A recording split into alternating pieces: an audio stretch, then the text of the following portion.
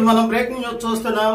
పల్నాడు జిల్లా మార్చెల్ల నియోజకవర్గం వెల్దుర్తి మండలం గుండ్లపాడు గ్రామంలో 2025 మే 24 తారీఖున హత్యగావింపబడ్డ తెలుగుదేశం పార్టీ నాయకులు జెవిశెట్టి బ్రదర్స్ వారి ఇరువురి హత్య కేసులో ప్రధాన ముద్దాయిలుగా ఆరోపణలు ఎదుర్కొంటున్నటువంటి వైఎస్ఆర్ కాంగ్రెస్ పార్టీ మాజీ ఎమ్మెల్యే పిన్నెల్లి రామకృష్ణారెడ్డి, ఆయన సోదరుడు పిన్నెల్లి వెంకటరామరెడ్డి.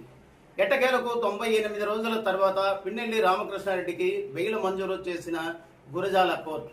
ఇక వివరాల్లోకి వెళితే గత 2024 సార్వత్రిక ఎన్నికలు అయిపోయిన తర్వాత 25వ సంవత్సరం మే 24వ తారీఖున హత్యగావింపబడినటువంటి జెవిశెట్టి బ్రదర్స్ వారి ఇరువురిలో హత్యకు గురైన ఉదాంతం రాష్ట్ర ప్రజలందరికీ విదితమే. అయితే A6 గా పిన్నెల్లి రామకృష్ణారెడ్డిని, A7 గా ఆయన సోదరుడు పిన్నెల్లి వెంకటరామరెడ్డిని కేసులు నమోదు చేయడం అనేది జరిగింది.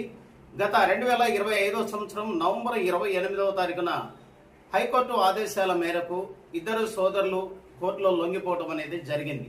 వారికి రిమాండ్ విధించినటువంటి కోర్టు ఎట్టకేలకు 98 రోజుల పూర్తి విరామం తర్వాత వారికి పిన్నెల్లి రామకృష్ణారెడ్డికి గురజాల కోర్టు బెయిల్ మంజూరు చేయడం జరిగింది.